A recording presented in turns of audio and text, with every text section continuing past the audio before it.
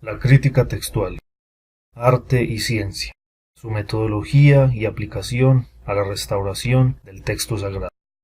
Como parte de los programas de formación de la Sociedad Bíblica Iberoamericana, es importante y crucial hablar de este tema. La crítica textual es precisamente la disciplina de la cual en cierta manera se deriva el nombre de la Biblia textual. Muchas personas se nos acercan a los miembros de la Sociedad Bíblica regularmente a preguntar por qué se llama Biblia textual. Pues una de las razones principales es porque el trabajo sobre la restauración del texto se basa en esta disciplina.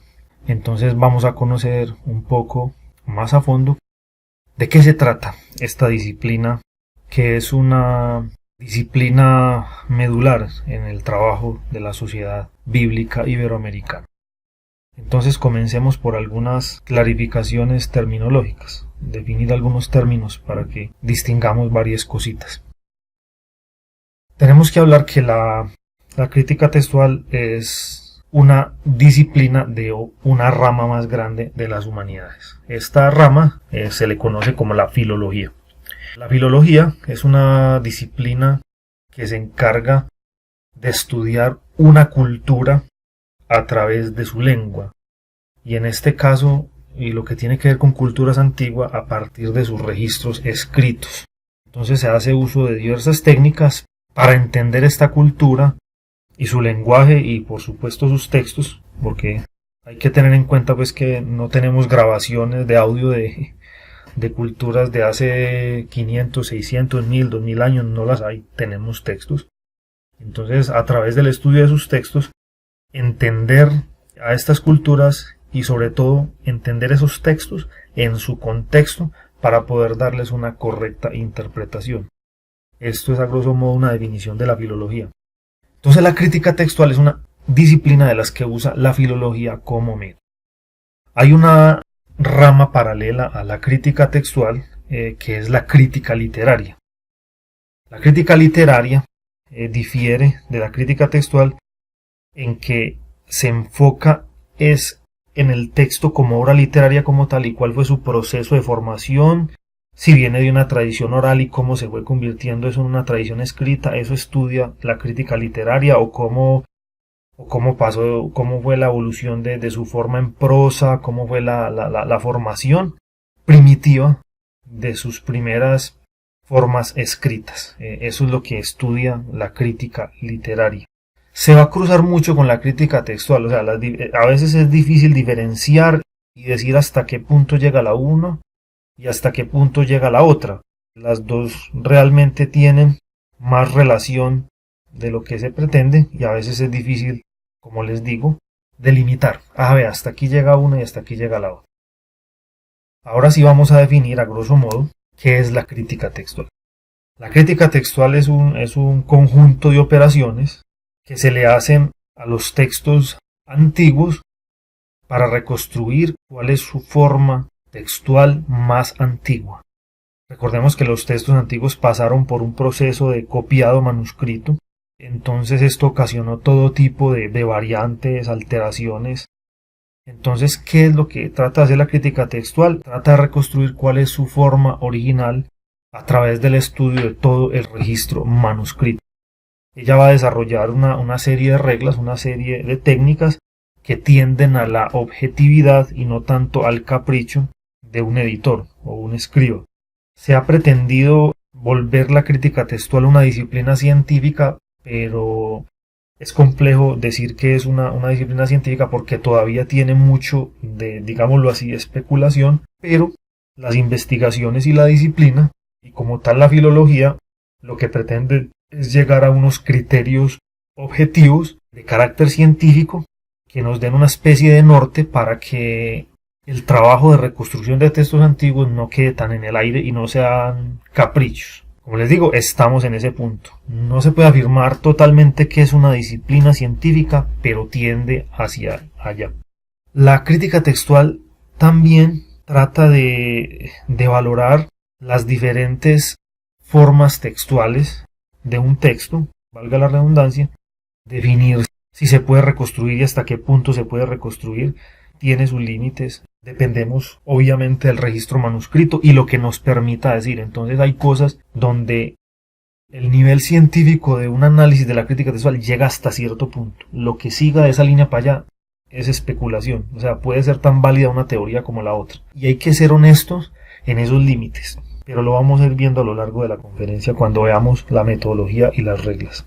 ¿Cuál es el problema? ¿Qué hace necesario que aparezca algo como la crítica textual? En nuestro caso, hablamos de la Biblia. Nuestro texto no es bueno al 100%. ¿Por qué? Contiene alteraciones, por lo que es necesario revisarlo y comillas mejorarlo en la medida del análisis de nuestros manuscritos.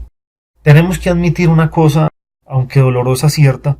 Nuestras versiones, me refiero a las versiones impresas, todas las que podamos contar, vienen y son raíz de un producto de copias manuscritas que a la vez son copias de copias de copias de copias, de un proceso de copiado manuscrito de miles de años, en algunos casos. Entonces eso ha generado dos problemas elementales. Ninguno de los manuscritos en los idiomas originales de la escritura existen en la actualidad, es decir, lo que denominamos autógrafos. O sea, no están las cartas originales que escribió el apóstol Pablo, no está el rollo original del libro de Isaías o de alguno de los libros de Moisés o del profeta Jeremías o del profeta Ezequiel. No existen, se perdieron, se quemaron, no sabemos. Lo que tenemos es copias en los idiomas originales, es decir, en hebreo para el antiguo pacto y en griego para el nuevo pacto y algunos fragmentos y en arameo. Ese es un primer gran problema. El segundo gran problema que tenemos es que las copias que tenemos en esos idiomas tienen diferencias las unas de las otras. Entonces esto justifica el intento de la crítica textual de tratar de reconstruir cuál es el texto más cercano al original. Reconstruir el original es una utopía, a la que han pretendido pues los diferentes estudiosos de la crítica textual, pero tratamos de reconstruir algo cercano al original, algo que vamos a ver más adelante que se le denomina el arquetipo. Para entender este proceso es importante que estudiemos algo que se le conoce como la historia de la transmisión textual, y en este caso es un estudio que tiene que ver directamente con la historia del libro como tal. O sea, entender ese proceso del origen del libro a lo largo de la historia, del copiado manuscrito, de los diferentes procesos históricos que forjaron esa transmisión de libros de la antigüedad hasta nuestra época y sobre todo pues a lo que tiene que ver con la aparición de las ediciones impresas. No quiere decir, quisiera uno pensar que cuando ya aparece la imprenta se eliminó todo el asunto de los errores, en gran medida sí, pero recuerde que allí sigue habiendo la mano de los editores. La mano de los editores va a permear las ediciones impresas y vamos a tener que admitir algo y una pregunta que tiene que estar presente en un serio y honesto análisis de crítica textual. ¿Qué fue lo que llegó a la imprenta? Esa pregunta no se puede perder, porque ahí es donde, en cuestión de ediciones y presentaciones de la Biblia, nos enredamos todos, nos pelamos todos y tenemos una serie de grandes falencias allí que a veces tristemente no permite ver más allá de nuestra nariz. Entonces es importante definir qué es la transmisión, el proceso histórico por el que han pasado los textos antiguos hasta llegar a nuestras ediciones contemporáneas. Entonces vamos a hacer un pequeño panorama de esa transmisión. Comenzamos en la antigua Grecia, en el siglo V a.C., conocido como el siglo de Pericles. Va a aumentar, porque a la vez es un proyecto, digámoslo así, de Estado, el aumento del copiado. Van a aparecer por orden de unos maestros itinerantes conocidos como los sofistas. Ellos van a empezar a hacer copias a través de sus alumnos van a empezar a copiar obras, escritos, van a empezar a asentar textos que hasta ese momento venían haciendo parte de una tradición oral. Entonces se genera una primera masificación del copiado. Repito, en la Atenas del siglo V a.C.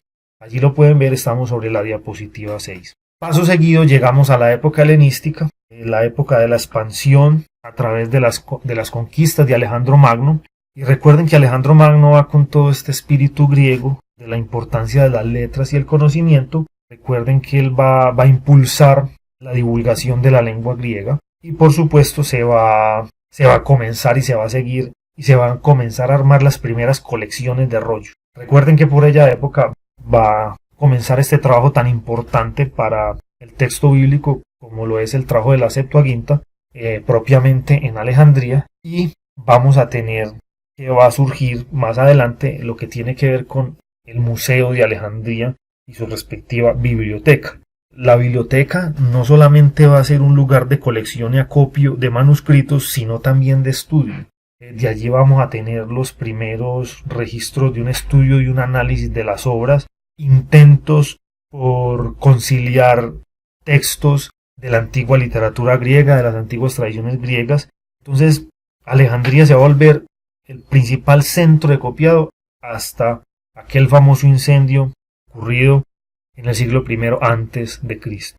Pero ese trabajo de Alejandría va a ser crucial. Recordemos que Alejandría, hasta inclusive la época del Imperio Romano, va a ser un importante centro cultural y de divulgación de conocimiento y de entrenamiento de sabios de primera línea. Entonces no podemos perder de foco esto. Ya pasando a la era cristiana, entre los siglos II y III después de Cristo va a haber un acontecimiento muy importante para lo que tiene que ver con el libro. Y va a ser el paso progresivo del rollo, o conocido como también volumen, al formato códice. Es importante, y una cosa que siempre resalto en mis charlas es diferenciar entre formato y soporte.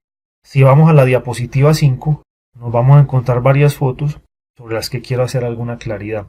Tenemos el material, el papiro. Recordemos que el papiro es de una fibra vegetal. Tenemos abajo el pergamino, que es cuero. Estos son materiales. El uno es vegetal, el uno es animal. Pero yo, tanto el uno como el otro, los puedo organizar en dos soportes diferentes. Los puedo organizar en rollo, que es como se conservaban los libros en la antigüedad, el formato rollo volumen, que es el famoso rollito que todos conocemos.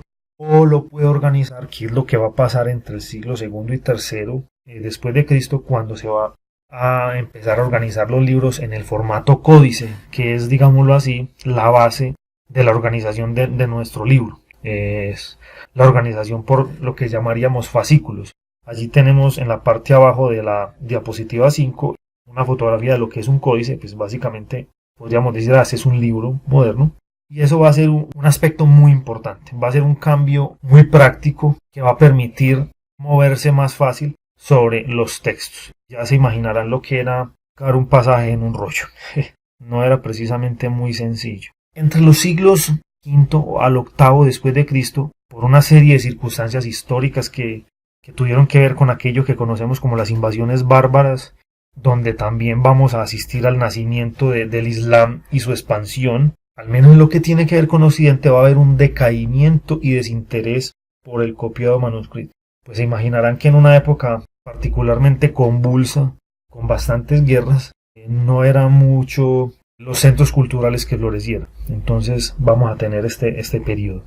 Hacia el siglo VIII y el IX va a haber algo que le van a denominar los historiadores como un primer renacimiento o el renacimiento carolingio, que tuvo que ver con todo este imperio de Carlomagno y su familia. Y paralelo, del lado oriental del imperio, acuérdense que ahí estaba ese gran imperio romano de Oriente que no había caído, y había un centro importante allí, la Universidad de Constantinopla. La Universidad de Constantinopla había sido fundada ya siglos antes, pero hacia el siglo IX, propiamente por el año 850, debido a influencia de algunos obispos, se comenzó a hacer algo con los manuscritos bíblicos en este caso, y es hacer una especie de cambio. La mayoría de los manuscritos que se conservaban de los textos bíblicos estaban en un formato que se les conoce como manuscritos unciales. Manuscritos unciales quiere decir que todos sus caracteres, todas sus letras estaban en mayúscula. Y había dos características. Estaban en mayúsculas y en una condición que se les conoce como scriptio continuo, que quiere decir que las palabras iban pegadas. Un buen ejemplo de esto lo podemos encontrar en el Códice Sinaítico. Si miramos sus páginas, todos sus caracteres están en mayúscula y pegados. Entonces se comenzó a hacer un traspaso de estos grandes códices muy antiguos y pasarlos a caracteres minúsculos. Entonces esto va a ser muy importante para tener en cuenta en la historia de la transmisión textual, porque nos va a permitir ubicar muchos manuscritos según estos elementos históricos y estos momentos históricos. Hacia el siglo XI de nuestra era, por el lado de la península ibérica, que recordemos que para esas fechas estaba en manos de los árabes, y ellos van a hacer varias introducciones a la cultura europea. Una muy importante en el siglo XI precisamente es la introducción del papel, este nuevo material para la escritura. Va a ser elemental en siglos posteriores, no se va a ver pues obviamente reflejado ahí mismo, pero va a ser crucial en la divulgación del conocimiento. En el siglo XIII, propiamente en el año 1204, un incidente más bien de tipo militar va a afectar, y es que en el año 1204, la tropa de la Cuarta Cruzada, digo sarcásticamente, se le perdió la ruta, se le perdió Jerusalén y terminó saqueando Constantinopla. Y se va a formar un breve imperio latino en Constantinopla, que va a durar más o menos hasta el año 1261.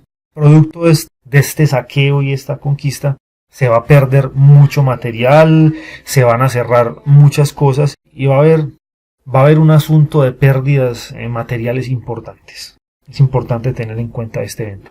Ya finalmente en el siglo XV vamos a tener a mediados, aproximadamente el año 1450, la invención de la imprenta.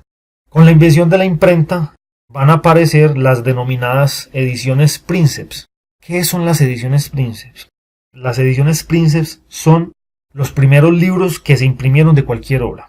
O sea, lo primero, por decir, la primera impresión de la Odisea, la primera impresión de la Ilíada, la primera impresión de cualquier libro de los antiguos griegos, de cualquiera. Esa es la edición Princeps.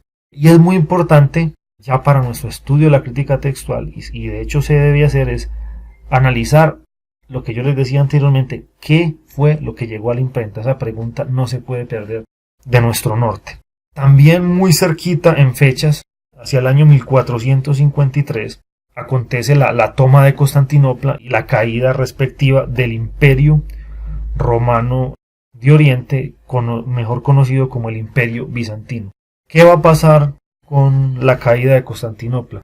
Va a haber una migración de eruditos que hablaban griego, que manejaban el griego, hacia Italia.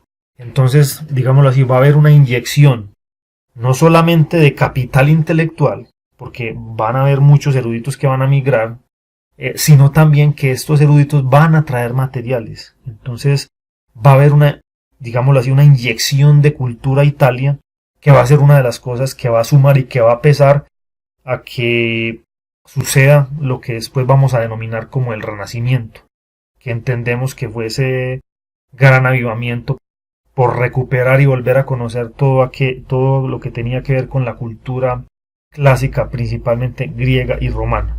Entonces esta llegada de eruditos bizantinos con sus respectivos materiales va a ser una inyección muy fuerte para el conocimiento del mundo grecorromano y va a fomentar poderosamente todo ese espíritu renacentista. Bueno, entendiendo así a grosso modo, porque esto no deja de ser un pincelazo, esto no es una explicación exhaustiva, pero es importante que lo tengamos en cuenta.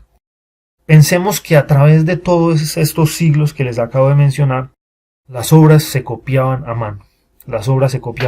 Entonces, pasaron no solamente por diferentes manos, diferentes imperios, diferentes reinos, diferentes pensamientos, diferentes movimientos religiosos. Entonces pensemos en las implicaciones que todo esto trae sobre nuestro texto. Nuestro texto va a sufrir dos tipos de alteraciones. Van a haber dos tipos de cambios operados a lo largo de la transmisión. Vamos a encontrarnos primeramente con unos cambios de tipo accidental, jocosamente sin querer queriendo, y también vamos a encontrar unos cambios deliberados, hechos a propósito. Vamos a explicar un poco los cambios de cada uno de estos dos tipos. Comencemos por los cambios accidentales, o sea, los que se hacían sin intención. Un elemental, confusión de letras. Se confundía un carácter por otro, entonces se cambiaba la palabra. Cualquiera que se ha enfrentado al ejercicio de transcribir un manuscrito, que yo recomiendo que lo hagan aún en su propia lengua, se va a encontrar que a veces hay escribas que no tenían la mejor letra del mundo, entonces es complicado hacer una copia manuscrita. Tenemos un segundo tipo de error, confusión de palabras de igual sonido, muy normal en el trabajo dictado. Recordemos que mucho del trabajo copiado se hacía, digámoslo así, en grupos. Había alguien dictando y una serie de escribas transcribiendo. Entonces, un escriba podía oír una palabra diferente que sonara muy parecido y sobre todo en lenguas como el griego es muy fácil cometer este tipo de errores por la misma forma de la lengua griega. También podía ser que fuera un escriba ya anciano, entonces no tenía tan buen oído y podía cometer este tipo de errores. Tenemos otro error conocido técnicamente como la metatesis, que básicamente es una transposición de letras o palabras, colocarlas en diferente orden, poner una palabra más adelante de lo que estaba en el manuscrito original. Y en algunos casos esto va a ocasionar cambios en el sentido de un texto. Tenemos otro que tiene dos variantes, que es la haplografía. La haplografía tiene dos variantes de errores, la omisión por homoartón y omisión por homoteleutón. Explico que eso suena muy raro, pero voy a explicar. Es básicamente cuando vos estás copiando un párrafo y te encontrás que una línea de ese párrafo comienza con las mismas palabras o la misma palabra de 2 líneas, 3 líneas más abajo. Entonces el ojo salta. Homoartón quiere decir el principio de la línea del párrafo. Homoteleutón, el final de la línea del párrafo. Es decir, por decir, si yo veo las mismas palabras en una línea de ese párrafo, la encuentro 2, 3 líneas abajo, me salto 3 renglones involuntariamente, entonces dejé de copiar 2 renglones. Y en el otro caso es que es similar, pero las palabras son al final, que son 2 líneas que terminan con las mismas palabras, y yo me salto 2 renglones, entonces dejo de copiar un pasaje, 1 o 2 renglones. Ese es pues lo que quiere decir la haplografía. Otro tipo de cambio muy normal cuando se enfrenta un escriba a lo que tiene que ver con estos manuscritos unciales que les comentaba anteriormente, que es la división o unión errónea de palabras. O sea, es muy normal cuando te encontrás frente a un manuscrito uncial partir las palabras erróneamente. Las partís mal, entonces pueden cobrar un sentido u otro. Eso puede pasar. A veces es muy fácil partir las palabras cuando vos no le encontrás sentido a cierta división de palabras, pero cuando le encontrás sentido a la división de palabras y te puede dar una u otra forma, entonces también se cometen errores accidentales allí. Ahora pasamos a los errores deliberados, o sea, esto sí con intención, y empezamos con algo a lo que denominamos la trivialización o modernización. Aquí vamos a encontrar algo que los escribas fueron desarrollando a lo largo de los siglos, y era que cuando se encontraban palabras o formas muy arcaicas de un texto, lo actualizaban y lo hacían más entendible. Era una cosa con muy buena intención, generalmente, a veces no tenía tan buena intención, pero ya estamos hablando de que se cambió el texto. Un segundo tipo de error es la armonización. La armonización tiene que ver con si son versículos o textos que suenan muy ásperos o que lo queremos cotejar con otro texto. Esto se ve mucho, sobre todo en los evangelios, y lo podemos mezclar con el error que sigue a continuación, que es la asimilación a pasajes paralelos. Vamos a encontrar un tipo de error muy común en los evangelios, sobre todo, que se les denomina como las interpolaciones. Las interpolaciones es que al encontrar un manuscrito antiguo de X o Y evangelio y encontrar que le falta, por decir, parte a la narración de una parábola que también está en otro evangelio, la tendencia de muchos escribas fue a completar. Entonces se traían un versículo de este evangelio para completar lo que le faltaba a este. Pero hemos encontrado que en las formas más antiguas de los evangelios había textos que no estaban. O sea, no era que los habían quitado, sino que no estaban. No eran detalles que daba uno u otro evangelio. Por decir, tenemos algunos textos en el evangelio de Mateo que no están en ciertas parábolas, pero en el otro evangelio, en esa parábola, sí los dicen. Entonces, algunos escribas completaban lo que a ellos les parecía una narración incompleta, entonces se transponían versículos y los fueron poniendo en uno u otro evangelio para completar. Una cosa con muy buena intención, pero no estaríamos respetando la forma original. Hay gente que le podrá parecer esto sano, pero si estamos en pro de reconstruir cuál era la forma original del texto de un libro, Eso es un error. Tenemos un error que a continuación, llamado duplicado de lecturas, que tiene que ver con dos fenómenos. Uno, que el mismo escriba cansado copiaba 2 veces lo mismo, pero también resulta que llamémoslo así, la forma de comunicarse y la forma de expresarse en la antigüedad tendía mucho a repetir. Entonces allí hay que tener cuidado, y eso lo vamos a ampliar un poquito en la parte cuando lleguemos a las reglas, porque hay que tener en cuenta ese modo de pensar y de escribir en la antigüedad. Eso no se puede pasar por alto. Otro error es el añadido de epítetos, es decir, era muy normal que los escribas, para tratar de que se entendiera uno u otro texto, hicieran explicaciones al encabezado o al final, explicaciones cortas de más o menos qué iban a hablar, que con el pasar del tiempo, cosas que fueron notas a pie de página sobre los manuscritos de uno u otro escriba, pasaron a formar parte integral del texto, o sea, se sumó. No se dejó claramente como una nota al pie, sino que terminó siendo parte del texto. Eso lo hemos encontrado mucho en el análisis de manuscritos. Parecido a esto es otro tipo de error, la adición de nombres de sujeto y objeto. O sea, notas explicativas que no estaban en el formato original del texto, pero terminaron poniéndolas allí como ayudas iniciales para el lector, pero que terminaron siendo parte integral del texto. Y finalmente, un tipo de error normal, yo diría que normal, pero ha pasado mucho, son los cambios por motivos doctrinales, que es cuando se agregan pasajes para explicar una doctrina que se está peleando en una época.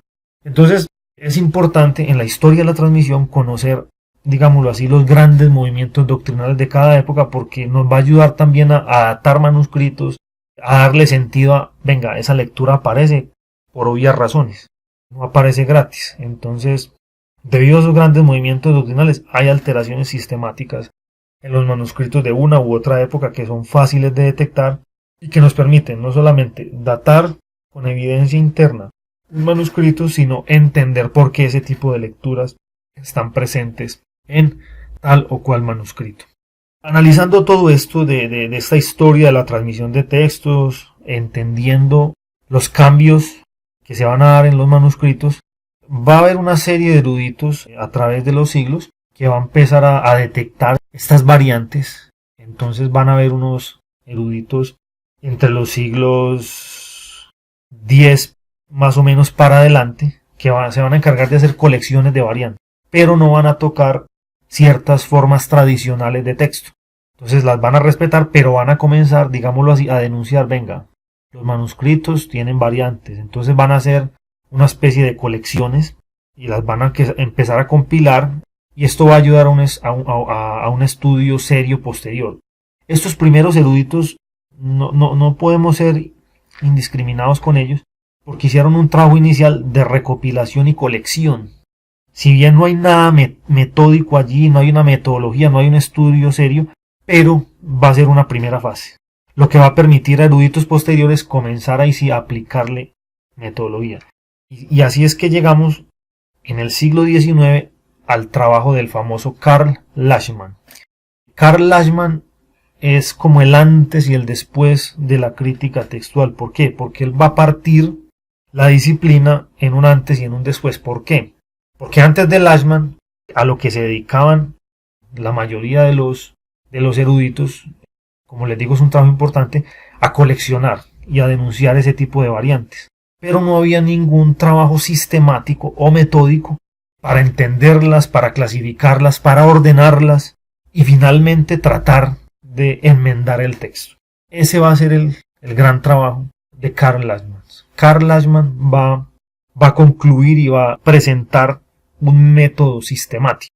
Ya había unos antecesores que habían aportado elementos, pero Lachmann va a ser digámoslo así, la bisagra delante del después. Básicamente, ¿qué va a proponer Karl Lachmann? Él va a proponer 4 elementos a tener en cuenta en la organización manuscrita y cómo usarlos. Va a proponer un primer elemento conocido como la recensio. La recensio es todo este proceso de búsqueda y organización de manuscritos. Y para él va a ser muy importante un tema metodológico que se va a conocer como la estemática. ¿Qué es la estemática? es la organización en árboles genealógicos de los manuscritos. Entonces se los va a catalogar en una especie de genealogía, y esto es lo que se va a conocer como el método genealógico. En la parte izquierda inferior de la diapositiva 10, donde estamos en este momento, vemos un ejemplo de un estema, o sea, un árbol genealógico de manuscritos. Para catalogar estos manuscritos en estos estemas, él va a plantear, y eruditos posteriores que siguieron su método van a plantear toda una serie metodológica para identificar dónde poner tal o cual manuscrito.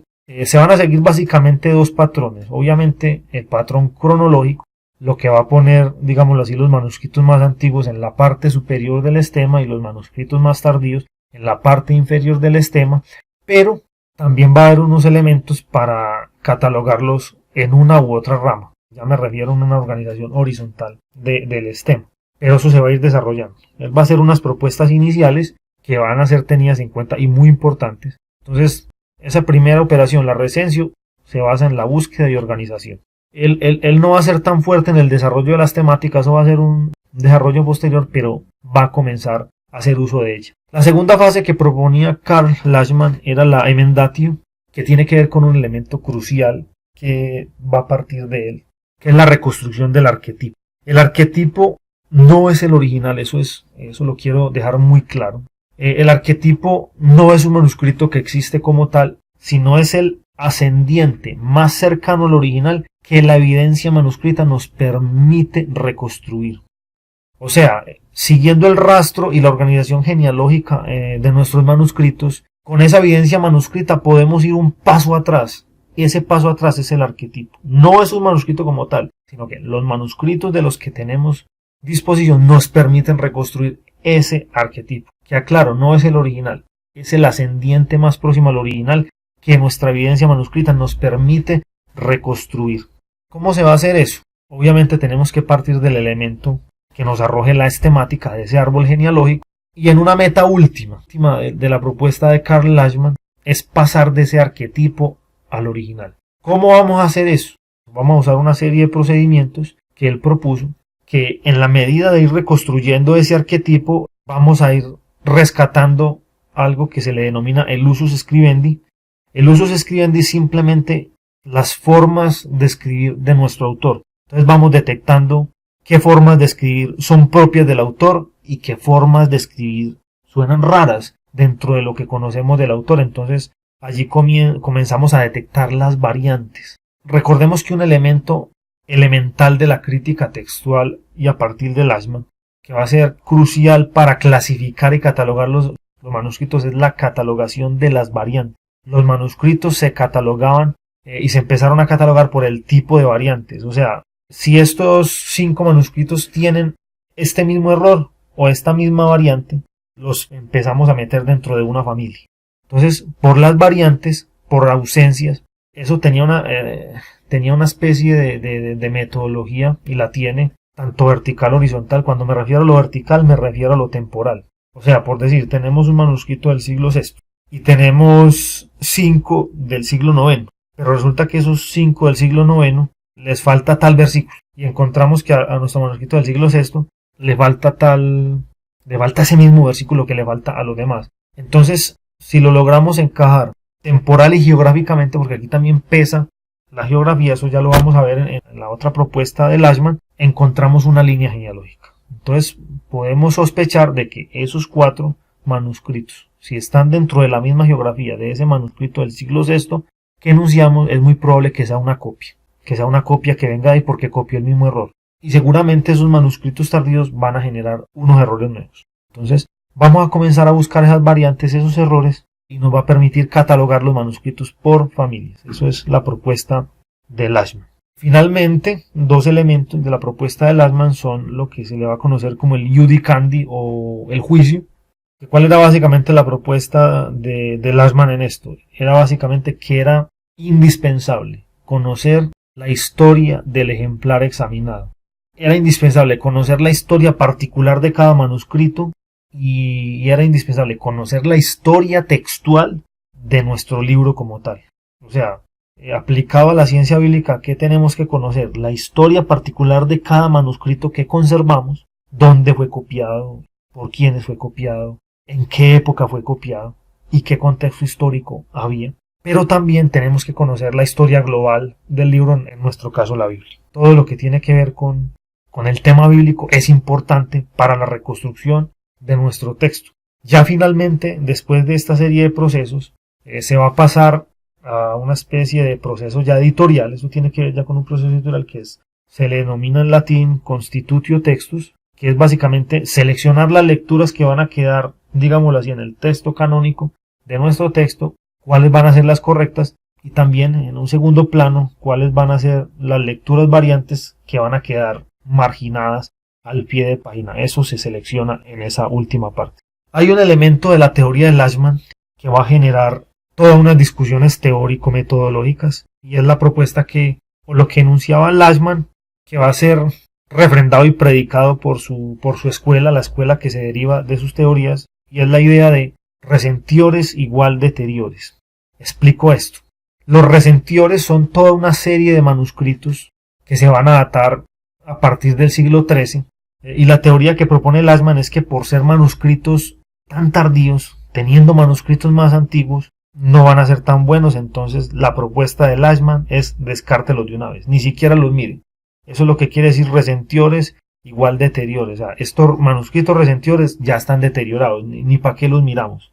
Esta teoría va a generar una discusión a posteriori a Lashman y va a encontrar demostraciones que van a contradecir a Lashman después, al menos en este punto, porque digámoslo así, vamos a tener manuscritos que por la metodología estemática no caben dentro de ninguna familia, pero se va a comprobar a través de la crítica textual y a través de hallazgos manuscritos que estos manuscritos resentiores, en algunos casos que no casaban en ninguna familia, poseían lecturas muy antiguas. Entonces, ojo, no se puede descartar de tajo manuscritos tardíos, y más si se comprueba que no casan dentro de ninguna de las familias tradicionales de nuestros árboles genealógicos. Entonces pueden contener lecturas muy antiguas que posiblemente reflejen el original. Entonces, ojo con eso. Eso es lo que van a llamar la atención a algunos contradictores de Lashman, y va a ser importante. Esa fue la propuesta de Lashman, pero eso fue pues lo que se descubrió después.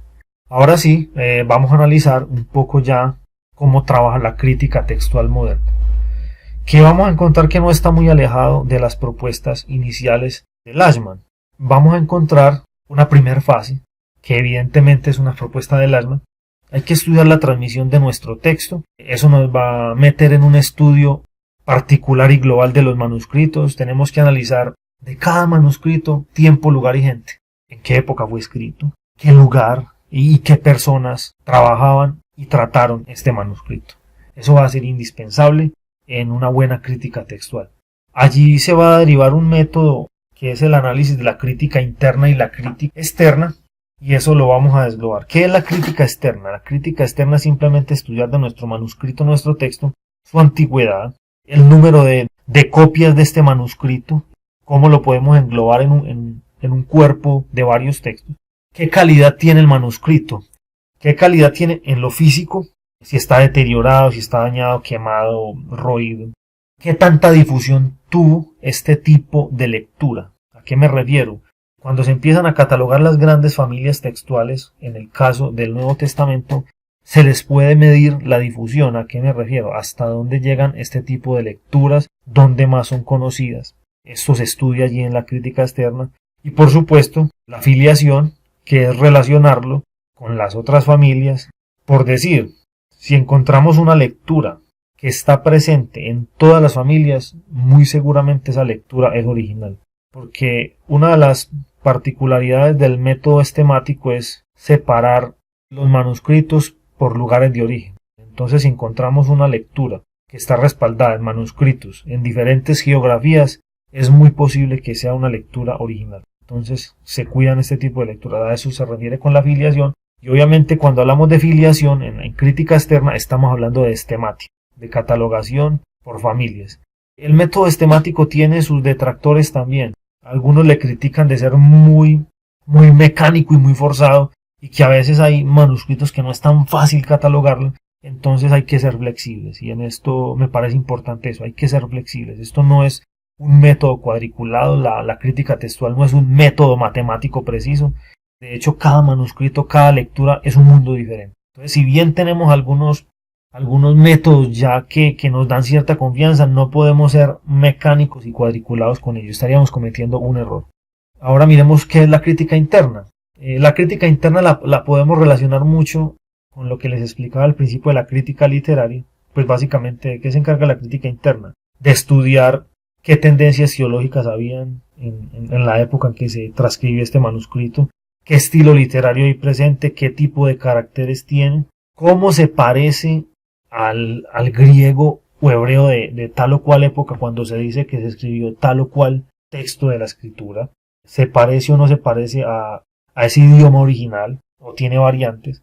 Y en el caso pues de un texto que tanto en su Antiguo Testamento como en su Nuevo Testamento fue escrito en un contexto hebreo, judío, ¿qué tanto se parece a las formas semíticas? O sea, si podemos atestiguar allí formas culturales que no casan con la época y la gente. Eso estudia la crítica interna y se parece mucho, allí es donde se cruza mucho la crítica textual con la crítica literaria, porque el trabajo es similar. Sí tiene unas variantes, pero muy, muy delgaditas. Es casi difícil catalogar cuál es la una y cuál es la otra, hasta dónde llega lo que les había mencionado. Esto pues en lo que tiene que ver con el estudio de la transmisión, en esa primera fase. En una segunda fase, que volvemos a llamarla la recensión, que básicamente es esa fase de reunión y evaluación de materiales, después de conocer la transmisión. Entonces tenemos la clasificación de materiales y el uso de la estemática, catalogación en árboles genealógicos. Y allí sí comienza, después de catalogar esto, ¿con base en qué se cataloga? Determinar cuáles son los pasajes corruptos. ¿Cómo determinamos pasajes corruptos? Por la existencia de variantes. Si tenemos 10 manuscritos y en un pasaje hay diferencias, allí hay un problema que hay que prestarle atención. ¿Para qué nos va a servir ese pasaje diferente? Para catalogarlo por familias, para catalogarlo por geografías, es importante esto. ¿Cómo detectamos un error? Lo detectamos por la presencia de variantes o por la inexistencia del mismo. Por decir, podemos tener 10 manuscritos en que la lectura sea la misma, no haya ningún problema. Cuando me refiero a la lectura me refiero a un pasaje como tal. Pero tenemos uno por allá que tiene una lectura diferente. Un elemento clave de la crítica textual, que lo vamos a ver ya enseguida en las reglas, es que los manuscritos no se cuentan, se sopesan. El hecho de que haya una lectura que esté testificada en 1000 manuscritos no la hace más válida que una lectura que esté testificada en 2, porque requiere un análisis del método genealógico, de la crítica externa, de la crítica interna, para saber si de pronto esa lectura que está testificada en 2 manuscritos, que al datarlo nos damos cuenta que son muchos más antiguos, tenemos manuscritos que pueden ser 2 pero son del siglo 3 o 4, y resulta que la otra lectura que está datada en 1000 manuscritos son manuscritos de siglo 13 o 14. Entonces aquí tenemos que poner a pesar ese tipo de evidencias, no simplemente pesar manuscritos, porque hay más, esa lectura debe ser más válida, no necesariamente. Tenemos que ubicar eso. Ya pasamos a una tercera fase, que es la constitutio textus, lo que hablábamos con Lachmann, que es básicamente evaluar las variantes, determinar cuáles pasajes definitivamente sí están corruptos, porque con las variantes se determinan los errores, pero no son lo mismo. Eso hay que tener mucho cuidado con esto. En ese proceso de constitutio textus vamos a evaluar cuáles definitivamente de esas variantes son pasajes corruptos. Se pasa a un momento de correcciones y conjeturas que se deducen del estudio que les decía anteriormente de la crítica interna a la crítica externa. Y sí, allí va a aparecer ese elemento que sería criticado y cuestionado mucho a la crítica textual y no deja de ser cuestionable, que es el elemento de la conjetura. Por decir, allí donde hay ausencias o donde la evidencia nos frena un poco, la conjetura es que decidir según el criterio de tal o cual editor qué lectura se va a preferir. O sea, ya cuando se nos acaban los argumentos y tenemos 3 variantes muy válidas, ¿cuál se escoge para que quede en el canon de nuestro texto? Eso queda a ese elemento de conjetura. Y hay un segundo elemento que se ha tendido a perder en la crítica textual contemporánea, pero estaba muy presente en la crítica textual naciente, y era el elemento de la emendatio, que era enmendar pasajes a criterio del editor. La emendatio, ¿por qué ha desaparecido? Yo lo digo así, gracias a Dios ha desaparecido, porque resulta que todo lo que se comprobó que fueron enmiendas de los escribas, ya cuando aparecieron manuscritos más antiguos, en un gran porcentaje se dieron cuenta de que la mayoría de enmiendas fueron errores, o sea, errores del escriba contemporáneo. Entonces, por eso la crítica textual ha dejado muy de lado y considera un terreno muy movedizo. En un primer momento muy movedizo y casi que lo ha suprimido, que es el de la enmienda del editor. O sea, si no tenemos manuscritos para respaldar una lectura, no la ponga, no la meta, no se ponga a inventar. Pero la conjetura todavía sigue estando muy presente, que es la selección a criterio del editor de una u otra lectura.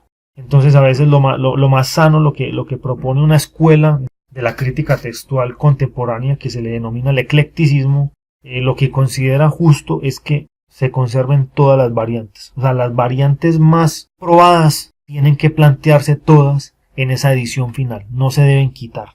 Mejor dicho, se debe dejar a criterio de cada lector, no del editor, de que escoja cuál de esas variantes va a preferir para su interpretación. Esa fue la propuesta pues de la metodología ecléctica, tiene sus amores y desamores. Y finalmente pues en ese paso de la crítica textual aparece lo que se denomina la ecdótica, que es básicamente la preparación de la edición. ¿Y qué se hace allí? Que se selecciona la lectura que finalmente va a quedar en el texto canónico, o sea, en el corpus del texto, y se selecciona qué va a quedar en el aparato crítico, o sea, qué lecturas van a quedar allí a pie de página, que si bien no pasaron la prueba para quedar en ese texto canónico, deben ser consideradas a pie de página. Que todos esos pies de página de nuestras ediciones modernas es lo que se denomina aparato crítico. Eso es la ecdótica. Todo ese estudio final y preparación de las ediciones. Eso es lo que se hace en la ecdótica y obviamente tiene que ver ya con el trabajo editorial y de imprenta. Esto es lo que se hace hoy en día en lo que tiene que ver con crítica textual, no solamente de textos bíblicos, sino de todo tipo de obras antiguas, tanto escritas en griego, en hebreo, como en latín y en otras lenguas antiguas. Eso es lo que se hace. Hay un problema que he venido repitiendo a lo largo de nuestra explicación y es que llegó a la imprenta.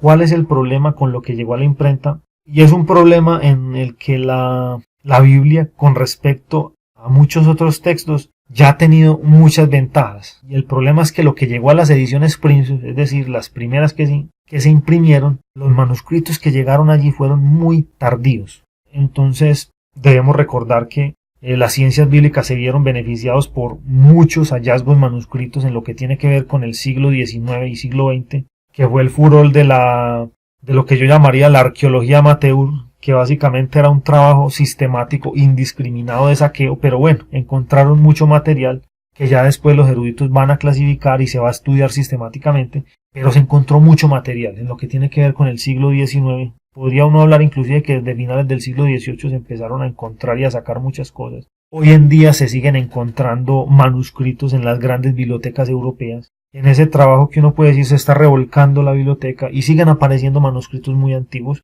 que van a sumar a todo este proceso de la crítica textual. Por eso la crítica textual bíblica no es un trabajo terminado, se sigue trabajando. La Biblia textual por eso es una edición perfectible, sigue en construcción. Por eso la necesidad de ediciones regulares, por eso no tenemos una sola Biblia textual ya y canónica, no. En la medida que siga apareciendo, en la medida que nosotros mismos nos seguimos corrigiendo, vamos construyendo un texto mejor elaborado en base al estudio interno, en base a nuevos hallazgos, en base al desarrollo de la misma metodología filológica y en este caso puntual de la crítica textual. Seguimos estudiando. Ahora sí, paso seguido, vamos a estudiar brevemente las reglas de la crítica textual.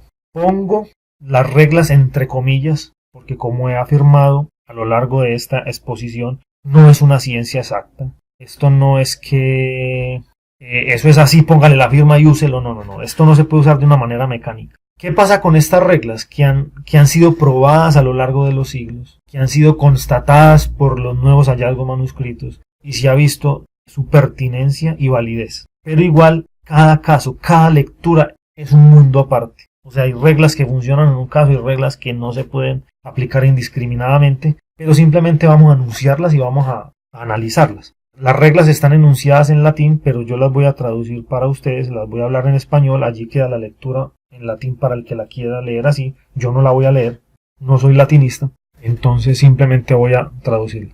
Una primera regla, hay que preferir el códice o la familia mejor. Entonces aparece allí el concepto de codex optimus, o sea, como el mejor manuscrito. ¿Cuál es este que se denomina el mejor manuscrito? Básicamente es el manuscrito tal o cual que a lo largo del estudio ha demostrado tener las mejores lecturas.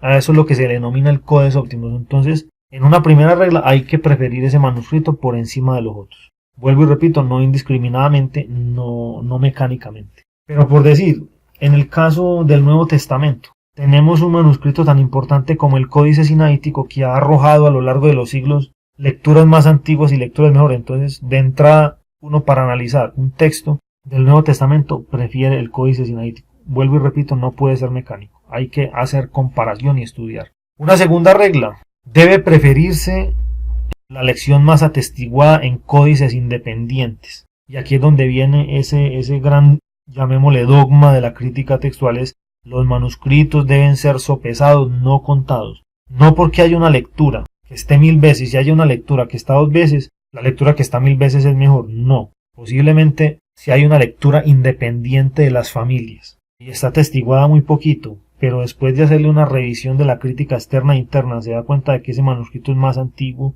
de que tiene un mejor respaldo, de que los escribas de esa región fueron más cuidadosos, menos mañosos, no tendían tanto a meterle la mano. Esa lectura debe preferirse, porque seguramente la lectura que está atestiguada en muchos manuscritos fue el error y no la lectura que está atestiguada en pocos, que simplemente fue el error que se generó y se copió 1000 veces. Entonces debe tenerse cuidado con esta regla.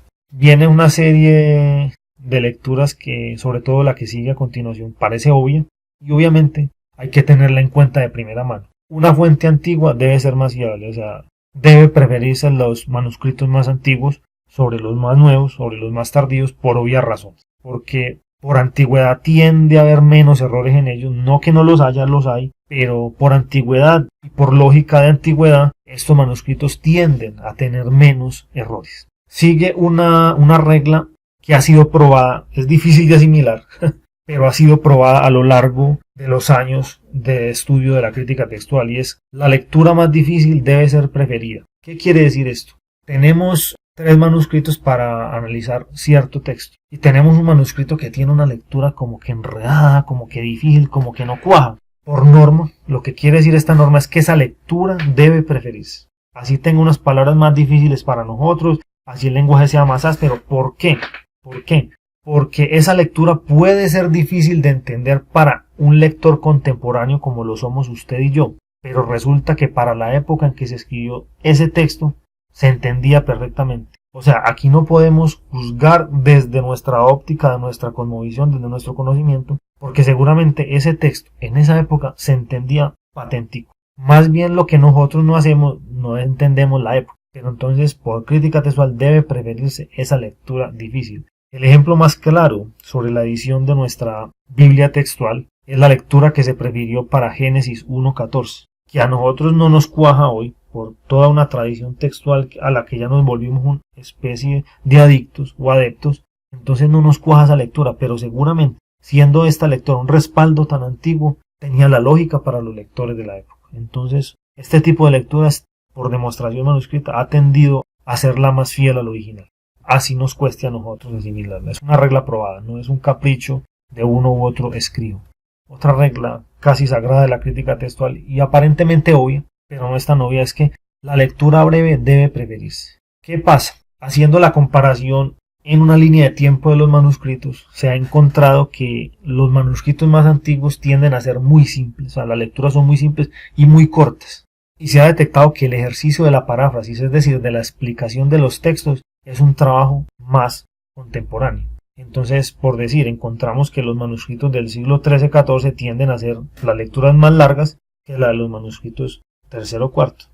Entonces ya eso nos da una base, y que es la base que da esta regla. La lectura breve debe preferirse, o sea, el versículo más corto se prefiere sobre el versículo largo, porque seguramente, y se ha comprobado, ya los versículos más larguitos tienden a ser una paráfrasis. Un ejemplo patente que podemos hacer con ello: compare usted, por decir, un texto de una versión en español como una Reina Valera y compárelo con versiones parafrasísticas o actuales y haga simplemente el ejercicio de contar palabras, y usted se va a dar cuenta que las versiones parafraseadas o del lenguaje actual tienden a tener un texto más largo porque ya hay allí un ejercicio de paráfrasis. No quiero condenar este tipo de ejercicios, aunque tienen cosas delicadas, peligrosas, pero ya allí hay un cambio. Ya allí hay un cambio que hay que denunciarlo y evidenciarlo. La siguiente regla es un poco compleja de explicar. Voy a tratar y se refiere a que la lectura que explica a las demás debe preferirse. Es decir, tenemos 5 o 6 manuscritos, estamos mirando el mismo pasaje y encontramos que en todos hay diferencias. Hay diferencia en esta lectura. ¿Cuál es la lectura que tiene más indicio de ser original? La que explica a las demás. O sea, si encontramos una lectura que haciendo un análisis en conjunto de los demás nos da una pista de que explica las demás variantes, esa es la que debe preferirse. Eso es complejo detectarlo, pero eso dicta la regla, que la lectura que explica a las demás es la que tiene que preferirse. Es complejo de aplicarla, como les estoy diciendo, a veces no me es inclusive muy fácil explicar esta regla a mí, porque eso se ve sobre los manuscritos. Entonces debemos tener en cuenta la lectura que explica, que nos ayude a explicar el origen de las otras variantes, que parezca, digámoslo así, en lenguaje popular, que esa lectura es la mamá de los pollitos, esa es. Finalmente, la última regla es la de que la repetición en un manuscrito no es necesariamente un error. Se tendía mucho en ciertas épocas de la crítica textual y el análisis de textos antiguos a suprimir la repetición. Este señor está diciendo 2 veces lo mismo, ¿no? Qué pendeja. Quitémosle uno de esos pasajes. Pues resulta que aquí es donde es importante entender lo que denominaba palabras de Lashman y en palabras de los críticos textuales antiguos el usus scribendi, o sea, cómo escribía ese autor. Y debemos entender que en la mentalidad y en la lógica clásica era muy normal la repetición, se aprendía por repetición, entonces era muy normal que un autor insistiera varias veces en lo mismo. Hoy no solemos repetir, hoy solemos enunciar una idea y ya, déjela ahí. Pero en la lógica y en la pedagogía antigua, la repetición era lo normal. Entonces, ojo, no se puede suprimir. ¿Por qué la crítica textual tendía a suprimir esto? Porque piensen en lo que implica el trabajo manuscrito de replicar manuscritos, y a veces un ejercicio antiguo de crítica textual era, si yo estoy copiando 2 manuscritos y detecto una variante, ¿qué hacía un escriba que tenía 2 manuscritos al frente con 2 textos diferentes del mismo pasaje en los 2 manuscritos? Copiaba los 2. O sea, en ese manuscrito que él estaba haciendo, copiaba los 2, en algunos casos los marcaba, en algunos casos no los marcaba. Entonces, la repetición también es una prueba de variantes textuales, entonces debe tenerse en cuenta y hay que prestarle atención a ello, no simplemente saltarlo o eliminarlo. Una repetición sobre un texto puede indicar 2 cosas, que es la forma original por la mentalidad antigua, por la mentalidad clásica y antigua, o simplemente estamos ante el ejercicio de un buen ejercicio de crítica textual de un escriba antiguo que simplemente recuperó para nosotros 2 variantes. Entonces hay que analizarlo con delicadeza, hay que prestarle atención a las marcas en los márgenes de los manuscritos y no simplemente saltarlo